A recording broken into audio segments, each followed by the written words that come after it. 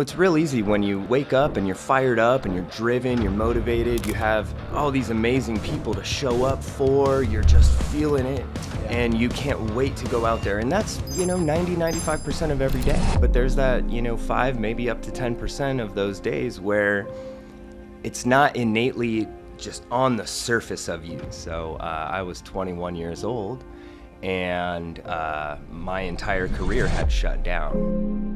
With your fitness background, what would you say you learned there that you've been able to apply in where you're at today? We got 4 pillars: sell, recruit, and train. The one that was never told to me that I've added in the course of my leadership was you keep selling because your sales volume is a big piece of your influence with your team. Right. How do I recruit? You don't look at anybody and assume that they're going to be great at the job or assume that they're not. A few years you've been in solar. You've built an office that does 1,000 installs a year. Where you really shine is in your leadership capability. So what are some fundamentals that you've implemented? 2 of my favorite ideals are systems and culture. They're the yin and yang. They're day and night, yet you must have one thriving in order for the other to thrive. I've seen a lot of teams start to build and flourish and then start to crumble downward because... Welcome to the VIP, the Valor Impact Podcast. My name is John Soriano. So we believe that you can have it all, that you can be successful in all areas of your life, your faith, your family, your fitness, your finance, that you do not have to choose between one or the other. And as you listen in, take notes, take it all in, ask yourself, how can I apply this today? How can I go out there and execute today? Because we're gonna teach you a wide range of things, from sales, from leadership, to finances, to mindset, to even how to have success in sales and in your marriage. And my only ask is that you like this video, you subscribe to it, you share it with somebody in the sales industry, and that you also ultimately go out there and execute on everything that you want.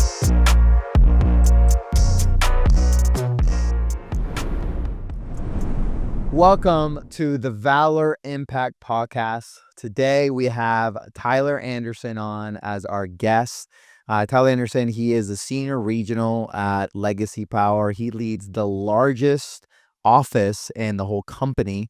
Last year, San Diego alone did 1,000 installs, right? That's more than probably most dealers, most companies are doing in a year, and he did it as an office.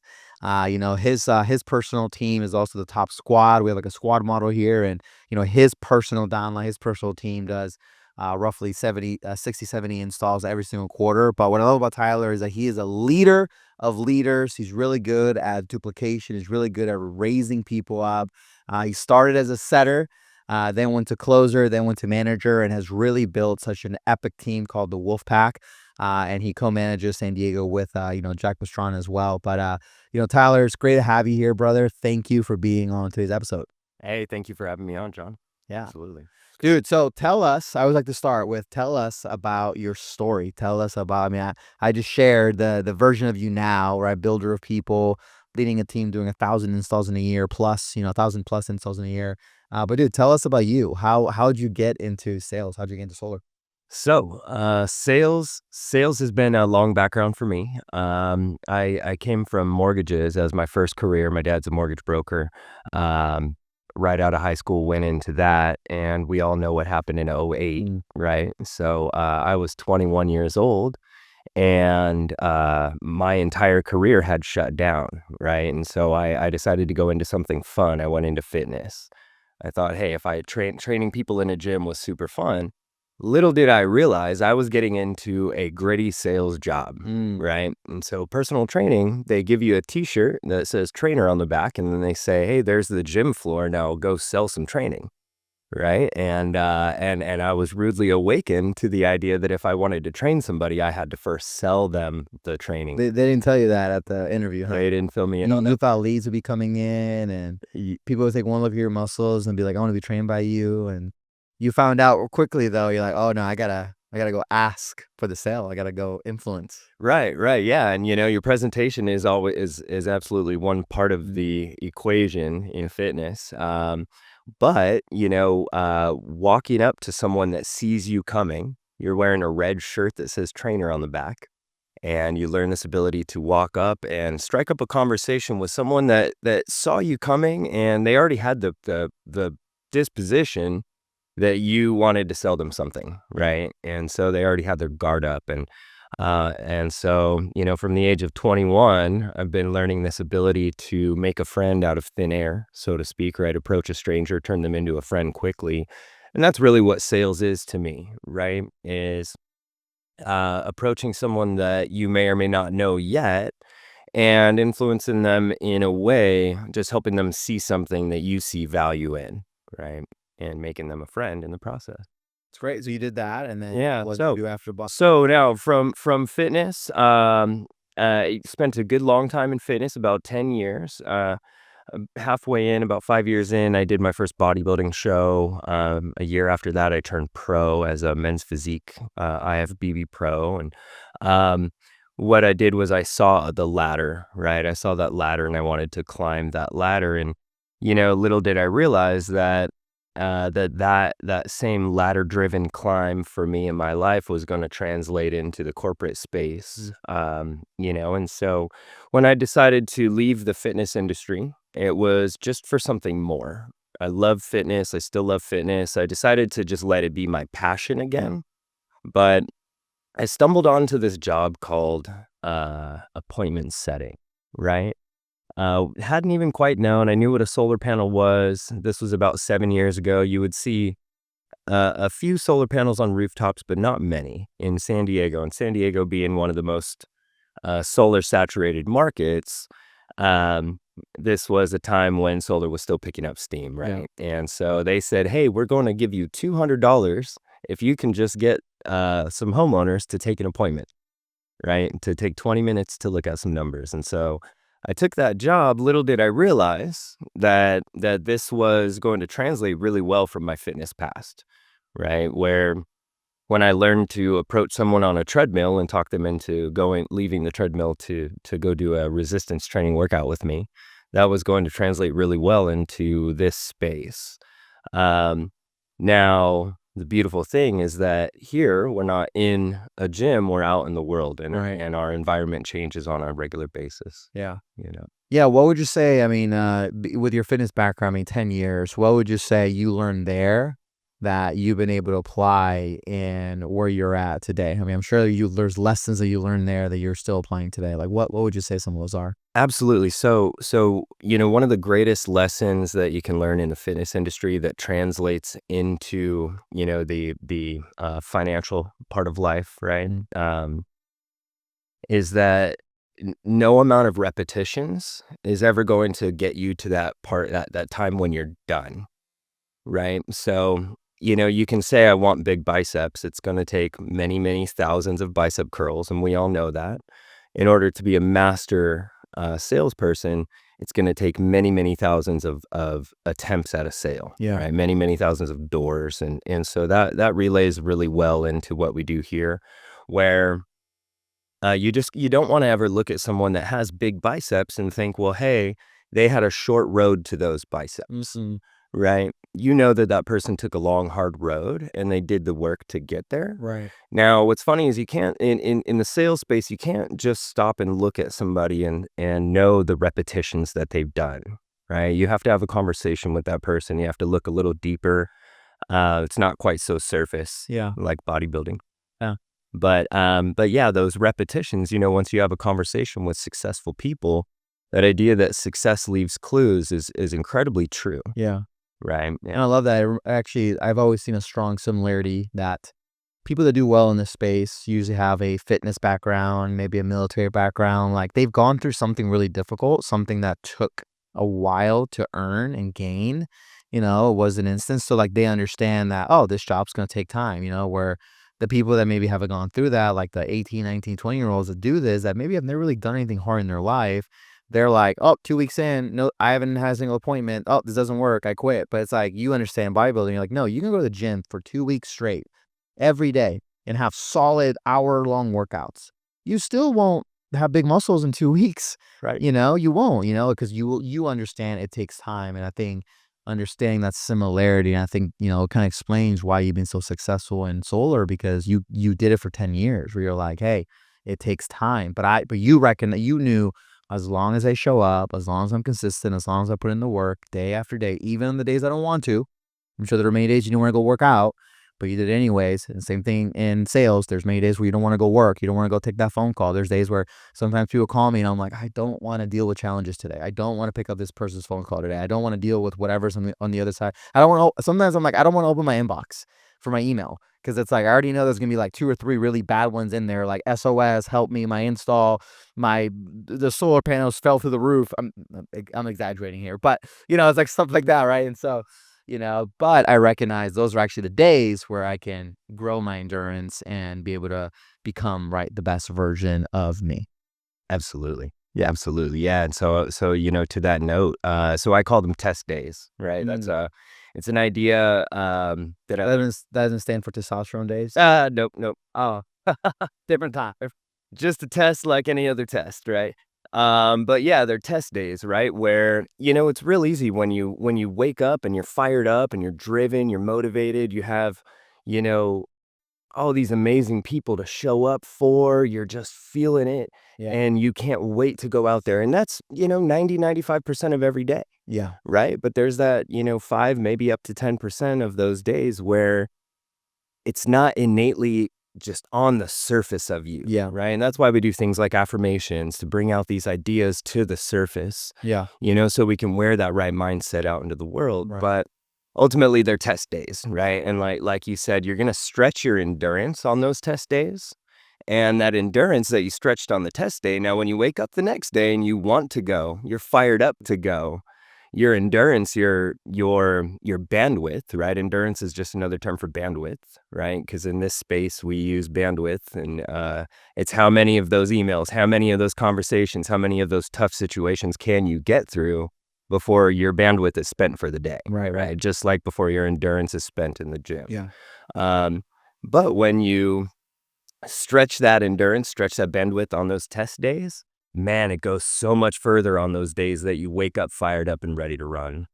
Yeah, it's great. And, I actually want to shift gears towards leadership because, I mean, I think we could talk a lot about sales. You have over 300 personal like installs in just the, few years you've been in solar.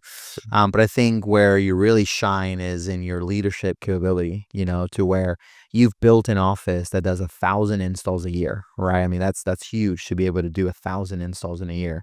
So what are some fundamentals that you've implemented in the San Diego office that have allowed you guys to be able to achieve those numbers? Because it can't be done with one person, right? You need a whole team to be able to get 1,000 installs. And also in what's arguably the most competitive market in solar, right? You didn't just do it in any market where the doors are soft. You did it where the doors are the hardest, where the competition is brutal, right? It's like, people are quick to, undercut you in this market, but yeah, you guys did that in a market that is very difficult. So what are some fundamentals that you guys have implemented to achieve that? I love that. Love that that question. It's so we are in one of the most saturated, most difficult markets to sell solar in, because when you do get a customer interested and you're marching them through the project process, they're likely getting their door knocked on 3 to 6 more times, right? And that's with us having industry fast timelines on our installs.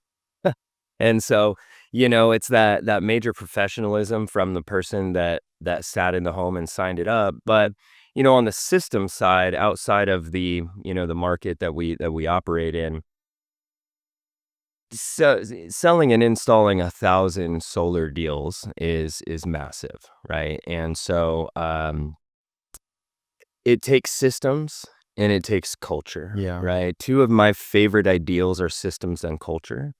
And, we've all heard them, we've all spoken about them, we understand the basics of them, what a system is. Your group chat is a system, your team correlations is a system, your Zoom trainings is another system, right? And so, but what I love, the big idea that I love behind these two is that you really can't have thriving systems without thriving culture, and you can't have thriving culture without thriving Mm. systems. They're the yin and yang, right? They're day and night, night and day. Yet you must have one thriving in order for the other to thrive. And so the systems systems are meant to deleverage you and your bandwidth, Wow. right? And so systems are meant to help you stop managing people and stop managing situations, and let the systems do that part so Right. that your mental bandwidth is there for you to pour into the human behind every sales rep, Yeah. right? And, and you can't put your passion into the human experience Yeah. when your bandwidth, your energy, and ultimately your passion are being expelled on the systematic items that should be systematized. Yeah. No, I love that. So can you go deeper? Give us some practicals on what you mean by cultures and systems. Like, what are practical things that you're doing? Maybe some of the top ones that you're doing that have allowed you guys to operate at the level that you guys have. So one of the major culture aspects within the San Diego organization is we have 5 teams. Yeah. Each team has its own team name. I lead the Wolf Pack. We have Jack's Bomb Squad. We have Haley's TMT. We have Zyra's A Team and Will's Lions Pride. Right. Yeah, and So but for the viewer to understand, right, you guys have 5 teams, but it's all under the San Diego umbrella, exactly. right? And then you and Jack, though, are the leaders of all 5 of those, but then you lead your own 5, right? And so, I think that that squad model is a system, it's like a valor system, It is. right? That allows us to go wide and deep all at once. Because then Right. there's collaboration between the 5 leaders, Mhm. but then there's also this like inner competition between the 5 leaders, right? Exactly. And then you run the top squad of those 5, right? In the top office, in the top division, right? So you're like number 1 across the board. It's like Valor, number 1 division. That's San Diego, number 1 office, and then Wolfpack, number 1 squad, right? So yeah, so I love that. And I think for the viewers to understand, right, the scale that you're doing it at is really, really great. And so within the Wolfpack or even within San Diego, yeah. I mean, sorry, I know I cut you off, but continue with those systems. So, yeah, so the and very, very, very true, So what we have a region, a San Diego region with 5 offices, but they're team names, right? And so what we've done is we've created this mega super office. Yeah. And what that's done by keeping the leaders together under the same organization, we help each other with the systems. Where if I'm running every single correlation, think about, how much of that bandwidth, when we have 5 leaders, let's say, 5 leaders all running their own correlation each week. Wow. So first and foremost, you're only hearing from one leader every single time. Your team is hearing from you, your voice every single time. So they're not getting to learn the same message from a different voice said with slightly different terminology. Yeah. So that's always been a really powerful aspect where we have many leaders within the same office. Um, Now we also deleverage each other in our systems. And so when your systems are dialed in the way that deleverages you, where you're helping your co-leaders, co-leaders are helping you, that opens up a lot of your bandwidth, Yeah. right? And that bandwidth, and I've said it a few times, it's an important word because, we as human beings, every leader, every sales rep, everything in between, we're all human beings, right? And we're living this 100% human being experience Yeah. where we have a limited amount of bandwidth Yeah. and, and a limited amount of passion that we can spread Right. among our people, Yeah. right? And It reminds me a lot. I don't know, this is factual, but they said Jeff Bezos only makes 3 decisions every day. Like, that's it. But it's like he tries to figure out what are the 3 biggest decisions I can make for Amazon that will yield the highest impact. And I love what you said about bandwidth because I think as you grow and scale, right, systems, you said it earlier, systems should buy back your time essentially, right? If a system doesn't buy back your time or delever you in some way, then it's not a system that should be a system, because that's what right. systems should do. They should just buy back your time, right?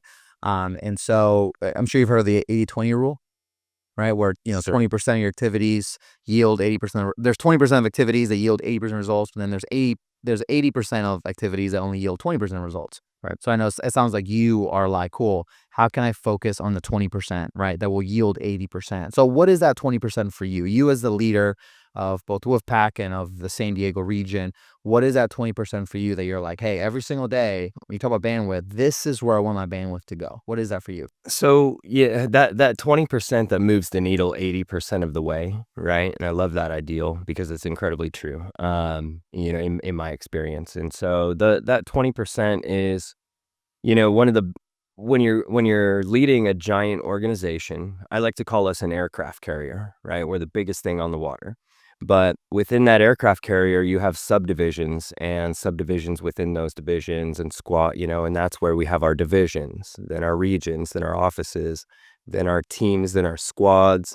And even within that, we have mentor squads, right? And so what we've done is we've created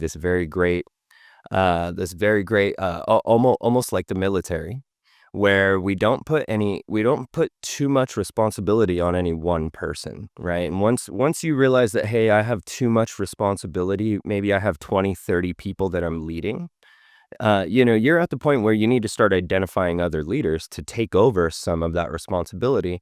And that's where vision comes in, right? If you're not pouring vision into your people from the first day that they step into the door, you're missing out on a big piece of your building, right? Because you don't know you have a lot of leaders that'll come through your door that are brand new to the solar industry. They've been very high level in other industries, and they're not going to be able to use that leadership skill until they get good at the job, right? They turn this job into their career, and that leadership, if you're not So, speaking. so I'm a new leader. So let's say I'm a new leader, right? 'Kay. I just paid you 10 grand to coach me.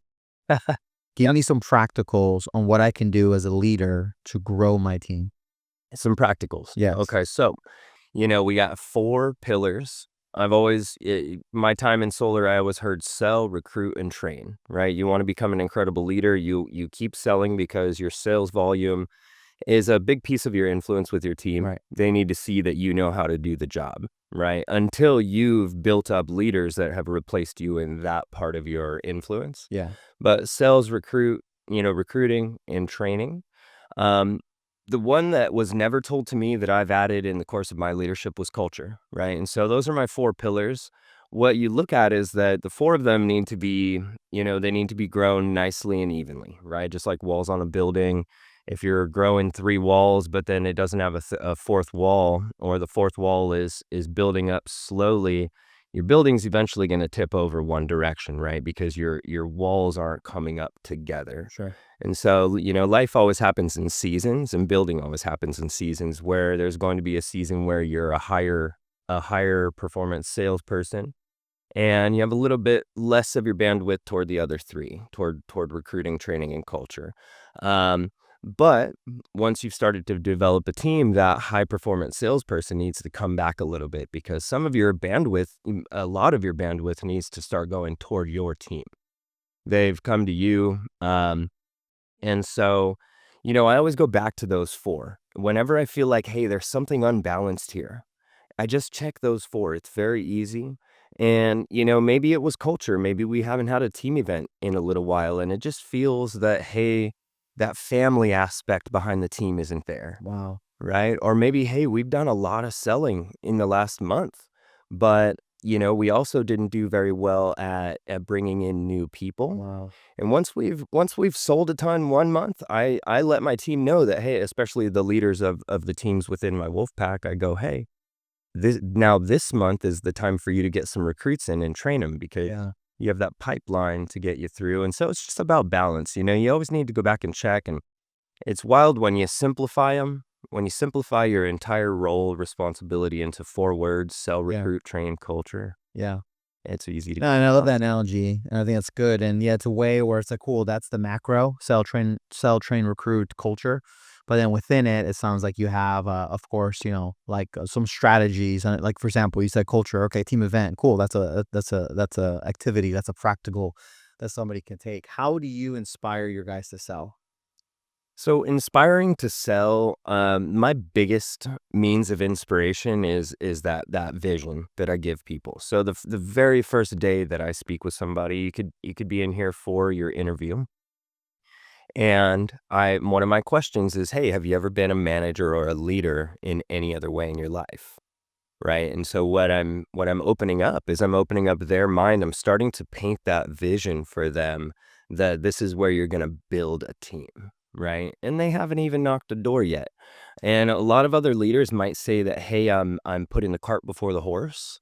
Well, we don't know what's inside here on a human being that we're just meeting.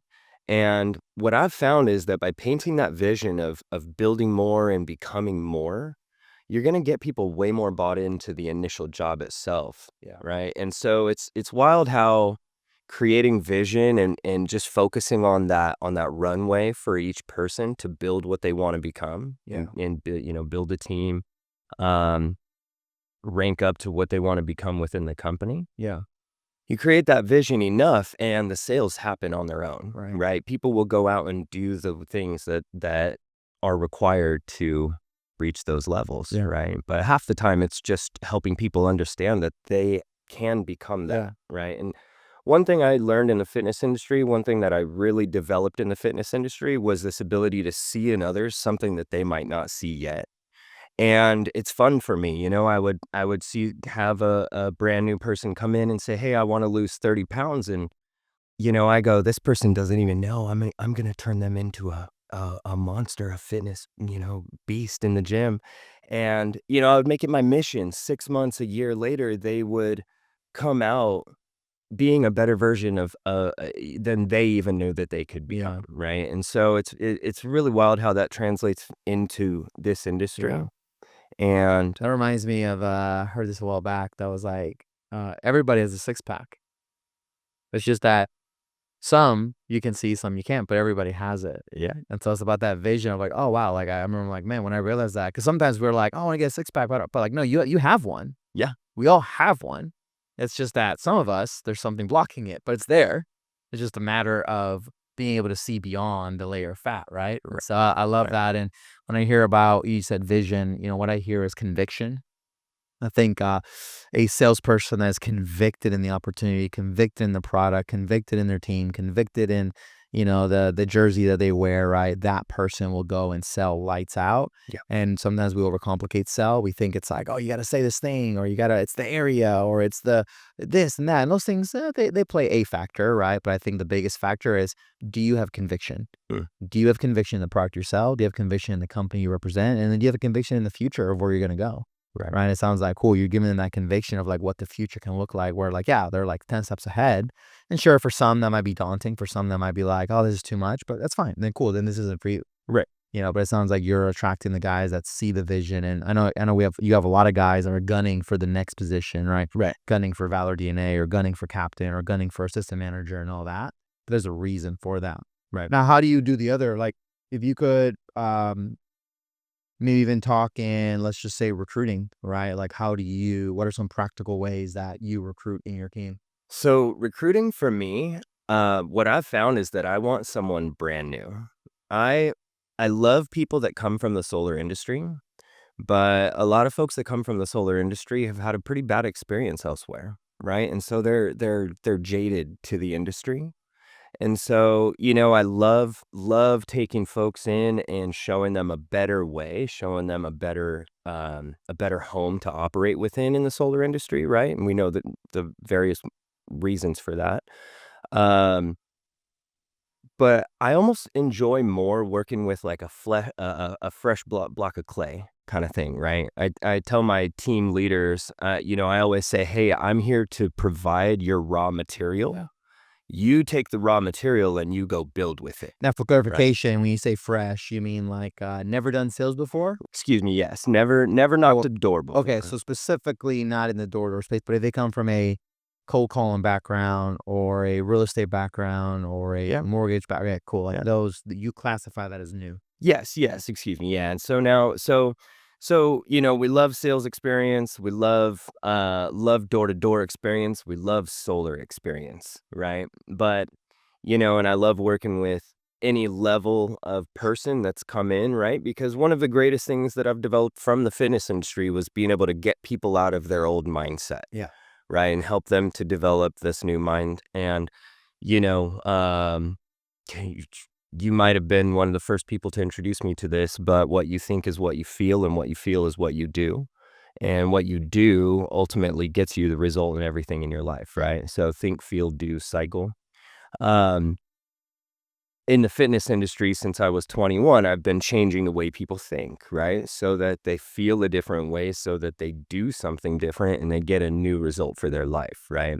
And then that new result for their life ultimately changes the next way of thinking. And Yeah. so it's this perpetual, upward spiral, Yeah. right? And so it's been really fun. I love that challenge in the solar space, whether it's someone that's brand new, right? Never knocked a door, never been in sales per se. But to go back to how do I recruit? What's the greatest way of bringing people in you don't look at anybody and assume that they're going to be great at the job or assume that they're not, right? You can't look at somebody and say, "Hey," now, like I said earlier, biceps are easy to see on the outside, right? You can tell, "Hey, that guy can probably curl a bunch of weight," right? Or bench press a bunch of weight. But you can't look at a person and think and know their resolve, know how well they push through all the no's on the doors, and know how well they can navigate, maybe an upset person. And, our job is to meet people where they're at, Right. right? We meet people where they're at. They might not be in the mood to talk to you that day, but it's our job to, put them in a better mood and help them see the value in talking to us in that moment.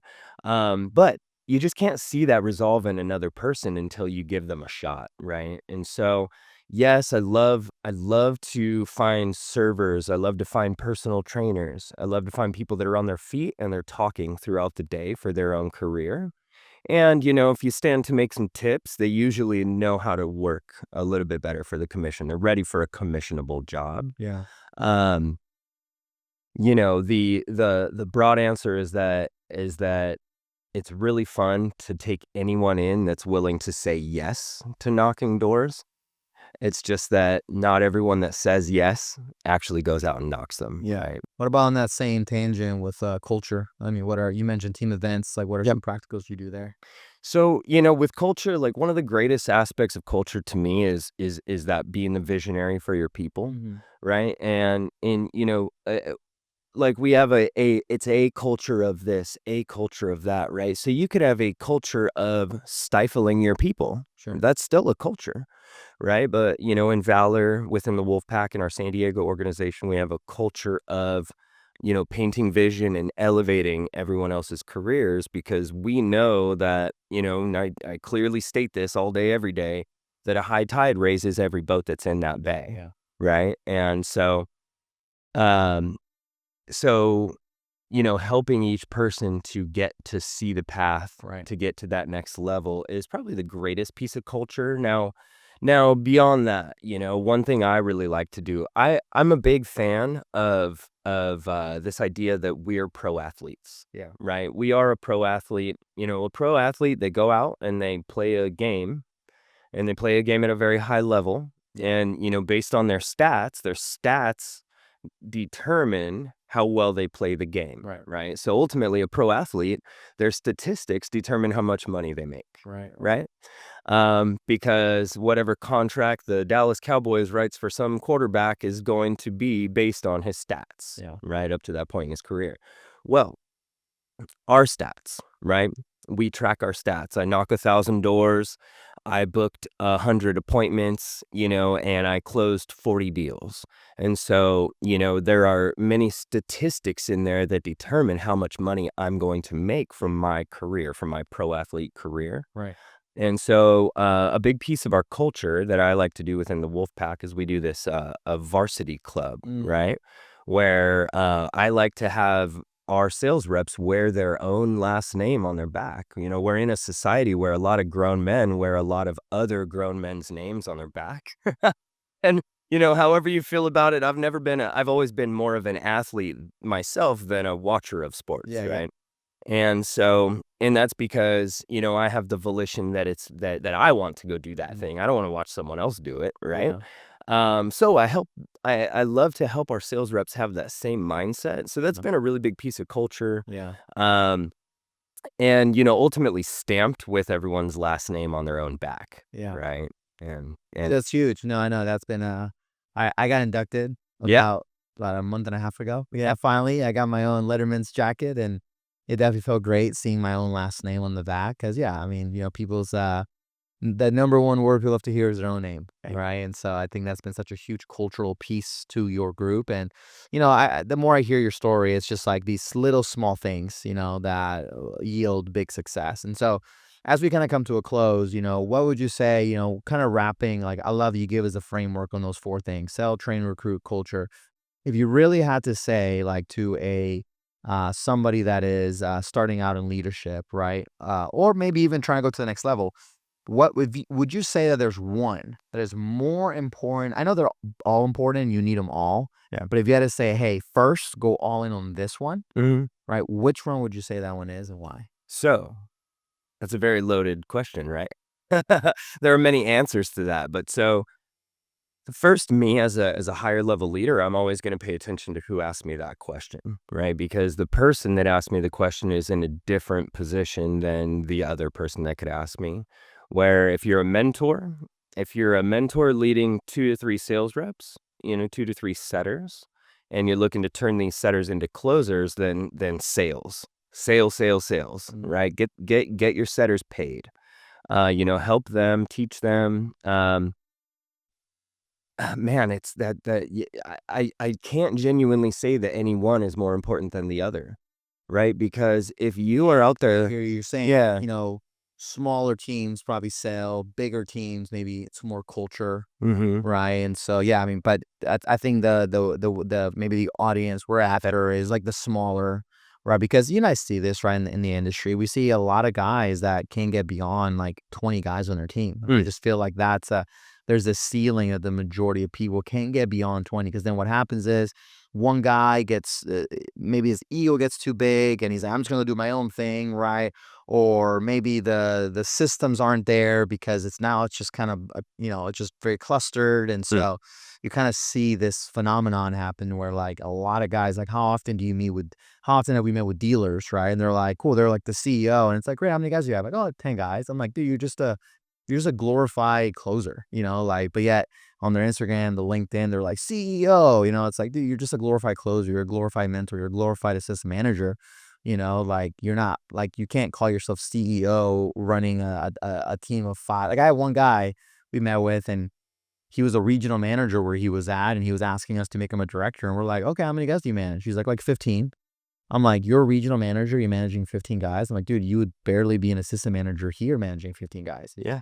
And so, like, yeah, to that group of people that just, man, they're looking to get past that 20-person mark, what do you think they should focus on, like, in a specific order, or would you say Yeah. all four all at once? But I love that leader that's in that position, right? I love getting to coach that leader right there because it's such a beautiful place to get yourself to, but it's so hard to get Mm. beyond, right? Typically a leader with 15 to 20 sales reps and they're having a really hard time breaking into the 25, 30. One, what I've seen is a lot of the time that leader is trying to be the sales rabbit for their organization still. They haven't identified, 2 to 3 other sales rabbits that they can pour that vision into that, hey, this is your time to be that sales rabbit. go out, tell me. Yeah, go out, sell me. This is your time, and it's my time to pour into you and pour into your reps and help your team Yeah, yeah. grow, right? And so, um, the biggest thing that I could say for a sales rep that's building a team, has 15 to 20 reps that they're leading, setters and closers, is that you need to identify the leaders that are coming up with you, Mm. right? And it's one of the most missteps that I've seen in my career. I've seen a lot of teams start to build and flourish and then start to crumble downward it's because the senior leader of that group Yeah, didn't identify 3, 4 leaders within their 15, 20, yeah. and start pouring that vision into them that, hey, build your team and brand yourself, and I'm going to help you brand yourself. Right. And now I'm going to pour into your brand. Yeah. And so, that's my biggest suggestion. Yeah. Well, it's great. Well, Tyler, thank you so much, man. I think there's a lot of wisdom here. If people want to connect with you online, like, what's the best way that they can connect with you? So online, Instagram is Tyler Anderson, IFBB for, I still have my old Oh, yeah. bundle of out there. Yeah, yeah. Yep, yep, can't change it. I love it. Well, great. Well, again, dude, thank you so much, and thank you for the wisdom you gave us today, and thank you for tuning in to today's episode. And as a reminder, remember that your best self is always found on the other side of doing hard things. And thank you for tuning into this episode. We'll see you at the next one.